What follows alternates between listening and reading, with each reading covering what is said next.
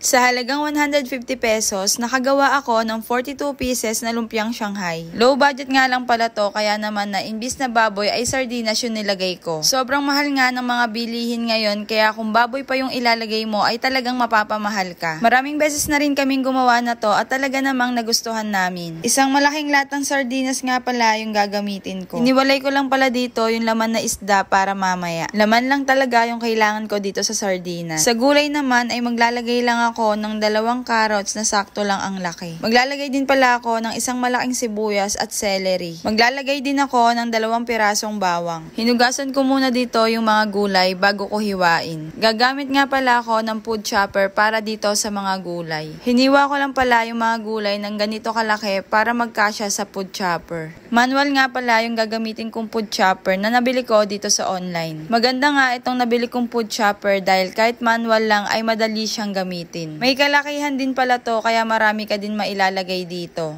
Meron pa akong nakitang queso de bola sa rep nung Pasko pa to, grabe, ang tagal na. Kaya naman naglagay na rin ako, sayang naman. Optional lang naman to, pero kung gusto nyo ay pwede naman kayong gumamit ng ibang cheese. Okay lang din kung hindi kayo maglalagay. Sa isang malinis na bowl, pagsasamahin ko lang yung na-chop na gulay. Isasama ko lang din dito yung laman ng sardinas at yung cheese. Naglagay din pala ako ng half cup na breadcrumbs, optional lang to. Naglagay din ako ng 1 teaspoon salt and pepper, tig 1 teaspoon na seasoning and sugar, and last naglagay lang din ako ng 2 egg. Haluin lang mabuti at pwede na rin niyang ibalot. Sa pagbabalot naman ng lumpia ay gumamit lang ako ng small wrapper. Gumawa lang din ako ng harina na may tubig pandikit. Dahil maliit nga lang yung wrapper na nabili namin ay marami kaming nagawa. Sa 150 pesos pala ay hindi kasama doon yung breadcrumb, yung cheese, and yung mantika. Bale yung kasama lang sa 150 pesos ay yung sardinas, 2 egg, carrots, celery, lumpia wrapper at yung ketchup. Sa 42 pieces, sobrang dami na nun at talagang sulit na sulit yung 150